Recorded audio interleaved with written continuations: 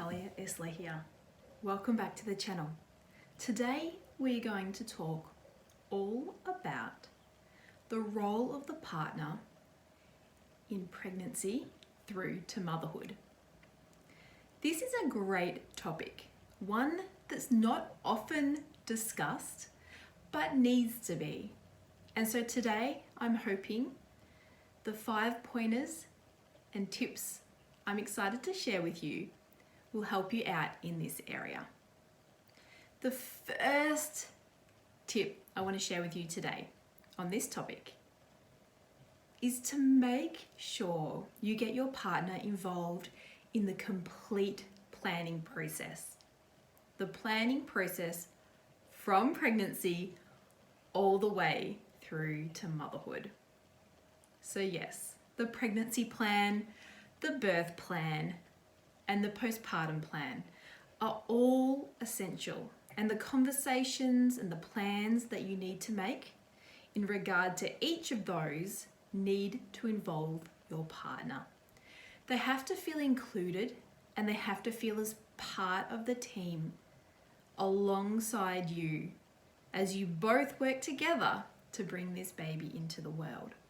So the first tip I have for you is to get them involved. Let them help with the planning process.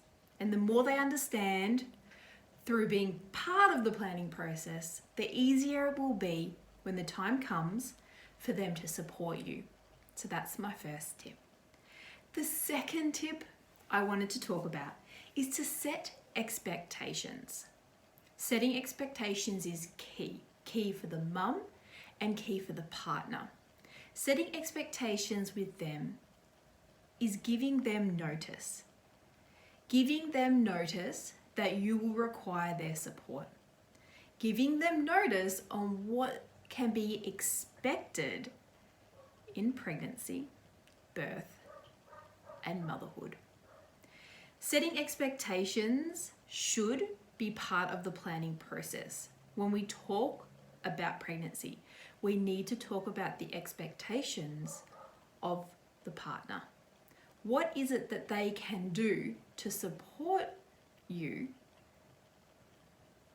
as part of that process? There are so many things the mother has to do, but there are also so many things that the partner can do to ease the load. So the second tip is to give them notice. It's so much easier to do things when you know that they may be coming up or that you expect it to happen at some point. It's very hard to get the support when you throw someone into the corner and say, can you just do this for me now? Or I just need you to do this. But you've never had the communication, you've never had the discussion about the expectation of them, of what you really need from them. So the second tip is about communication. It's about setting expectations and it's about giving notice. So allow them the time to process what it is that they may need to do. You'll find there'll be things that they need to do that they've maybe never done before because you've been able to do them. So that is something to consider. That is the second tip. The third tip I wanted to share is when the time comes, especially in pregnancy, and you require their support, you've obviously given them notice and they understand the expectations, but be flexible. If you can't do heavy lifting anymore, then that becomes their responsibility. And so assigning responsibilities is key. If it means that they have to shop on a Saturday morning, well then that's what it has to be, because it's important that you look after your own safety. You cannot be lifting, you cannot be lifting kids into the car, you cannot be lifting prams. There's certain things at a particular point in pregnancy that are no longer safe for you to do. So you do rely on others to help you in these areas. So if your partner can't go shopping during the week, well then it's a Saturday morning shop. You have to be flexible in your approach to make sure that your health and your safety is priority. In pregnancy also, it might be just as simple as them cooking you a meal or giving you a massage or saying, go and have a nap now, I'll look after the other kids. Things like that you can talk about early on to set the expectations and what it could mean for you to get some extra support in those areas. So that's tip number 3. Tip number 4 is a tip around birth. So the partner and their birth role.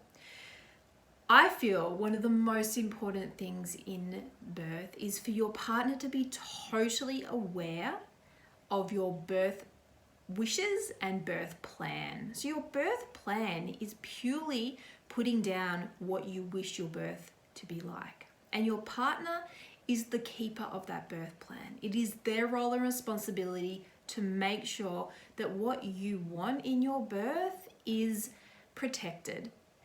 It is their responsibility to look after you and be your advocate. However, if we don't communicate this to our partner, they don't know that that's their role, which makes it very difficult for them to be our advocate. So we have to support them in that process. Again, communication is key here, and we need to work together as a team to achieve the birth that we desire. So that's tip number 4. The last tip I have for you is a postpartum tip. When we have had the baby, life changes.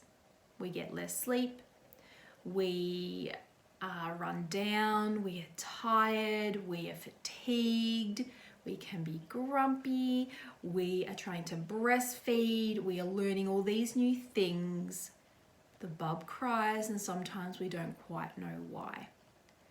Our partner has the ability to support us and lighten the load for us. And again, as part of the planning process, have the conversation, set the expectations, and communicate around what this might look like. If they can change some nappies, look after the other kids if you have them, or even burp the child after you finish feeding. Maybe they might set up the pillows for you so you're in a comfortable position. Bring you some food or water while you're feeding the baby. It can be so simple, yet make such a difference in our postpartum experience. Being supported, feeling heard, feeling loved, especially when you are sleep deprived and tired and sometimes overwhelmed, it is so important to have the support of your partner. And yes, there will be moments when they too struggle and are fatigued. But if you both can work as a team and help each other, it becomes that unified effort to give your postpartum experience the best possible chance of success. And so the role of the partner come postpartum is extremely, extremely important. And this is why at the beginning in tip 1, I heavily expressed the importance of a postpartum plan. So those are the 5 tips. Just to recap, tip number 1 is make sure you have a plan for pregnancy, birth, and postpartum, for motherhood, but make sure that you include your partner in that planning process. Tip number 2 is make sure you set the expectations of what you may require from them early, so they can get their head around what it might be that they need to do in the different parts of your pregnancy to motherhood journey. Tip number 3 is give them responsibilities. You're working as a team and you will require their help in pregnancy. Make sure they're supporting you with the heavy lifting. Make sure they are reducing the load for you in the ways that you have discussed and worked out in the planning process. Tip number 4 is in birth, Make sure that they are the keeper of your birth plan. They are your advocate. They are to protect your wishes and to care and look after you in the birth process. And tip number 5 is make sure in postpartum they are fully aware of how they can support you. So you're not constantly asking for support, but the postpartum plan has identified areas of how they can support you and things they can do to lighten the load. Nappies, looking after the other children, things like that. So hopefully this has been helpful. The role of the partner can be an interesting conversation, but the biggest thing to remember is good communication, good planning, good preparation, and set those expectations. You both need to be on the same page to achieve a successful outcome. Hopefully you've enjoyed this. Please subscribe to the channel and I will be back again soon to have another chat with you all. Cheers guys. Bye for now.